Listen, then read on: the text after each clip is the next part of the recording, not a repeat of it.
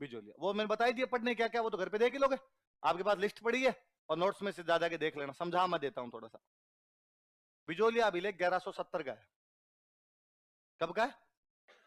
1170 का एक अभिलेख है। इस अभिलेख का नाम क्या है? बिजोलिया। एक मंदिर है उसमें लगा हुआ ये पार्श्वनाथ। कौन से मंदिर के अंदर लिखा हुआ है? जैनों का मंदिर है पार्श्वनाथ, इसके अंदर लगा हुआ है। यहां पर कोई लोलाक नाम के आदमी ने लगवाया था। किसने लगवाया था? एक दिगंबर जैन वे लोलाक, उन्होंने लोलाक ने एक लगवाया बिजोलिया अभिलेख, जो किसके अंदर लगा हुआ? आपके पार्श्वनाथ मंदिर, पार्श्वनाथ मंदिर के अंदर लगा हुआ। क्या लिखा हुआ है? अब सबसे बड़ी बात है इसमें चौहानों की जानकारी है। किसकी जानकारी है? इसमें बताया हुआ कि चौहान जो है वो वत्स गोत्र के ब्राह्मण है। कौन से गोत्र के ब्राह्मण है? तो फिर बात है कि यार इसमें चौहानों की जानकारी क्यों है? जब मंदिर जैनों का, लगवाने वाले जैन है, तो चौहान क्या मांग रहे थे यहाँ पे? कारण ये था कि उस समय राज्य चौहानों का था। ये जो पूरा क्षेत्र था किसका था? चौहानों। और उस समय यहाँ पर एक चौहान राजा राज कर रहा था, सोमेश्वर। कौन कर रहा था? मांग रहे थे यहाँ पे। कारण ये था कि उस समय राज्य चौहानों का था। ये जो पूरा क्षेत्र था किसका था? चौहानों। और उस समय यहाँ पर एक चौहान राजा राज कर रहा था, सोमेश्वर। कौन कर रहा था? पृथ्वीराज चौहान के पिताजी। और जब एक किसी राजा के काल में आप मंदिर बनाओगे तो उन राजाओं की तारीफ करनी पड़ेगी। देखो सीधी सी बात है ना? गांव वाला अपने युवा नेता, उसको युवा नेता को अपने गांव में सरपंच का चुनाव लड़ना है, लेकिन फिर भी अशोक गहलोत की, सचिन पायलट की भी साथ में फोटो लगा लेता है। सरपंच का चुनाव सचिन पायलट जीताएगा? अशोक गहलोत रैली करने आएगा तुम्हारे? नहीं, उससे उसको वो मिलता है, ठप्पा मिलता है अपने आप के। नहीं साहब मैं इनका बंदा हूं, उनका राज था तो उनका तो काम करना पड़ेगा अपने आप में। तो सोमेश्वर के टाइम में सोमेश्वर ने बाकायदा इस गांव को एक, सॉरी, इस मंदिर को एक गांव दान में दिया था, रेवणा। कौन सा गांव दान में दिया था? जो दान में दिए जाते थे गांव, उन गांवों को बोलते थे डोली।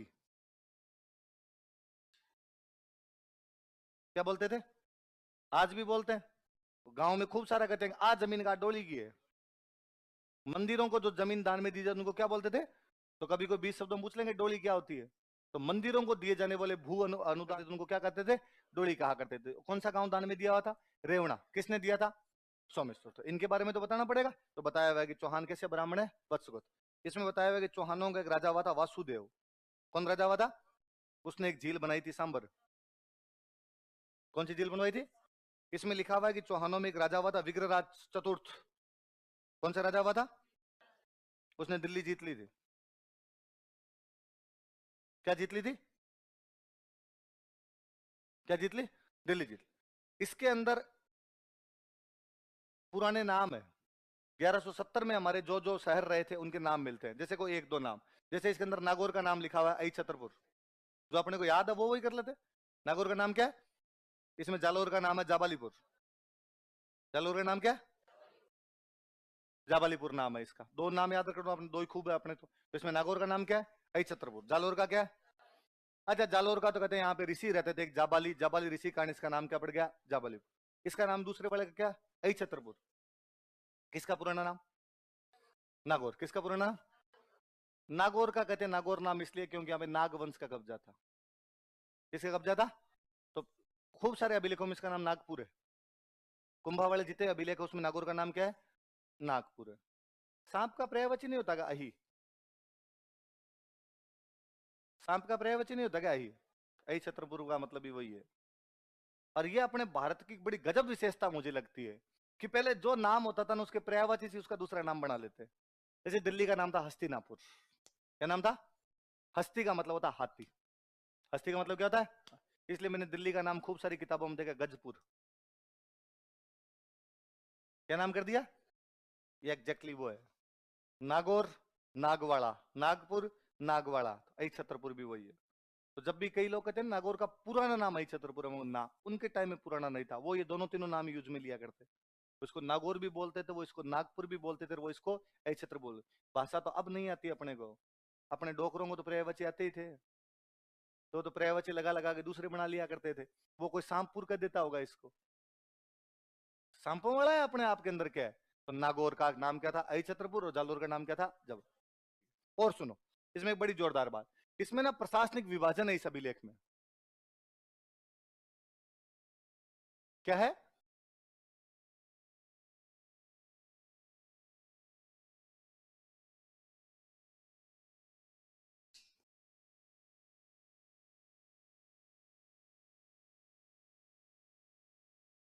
चलो, भारत क्या है? एक देश। देश में क्या होते हैं? राज्य। राज्य में क्या होते हैं? जिले। जिले में क्या होती है? तहसील। तहसील में क्या होते हैं? गांव। यही तो है देश।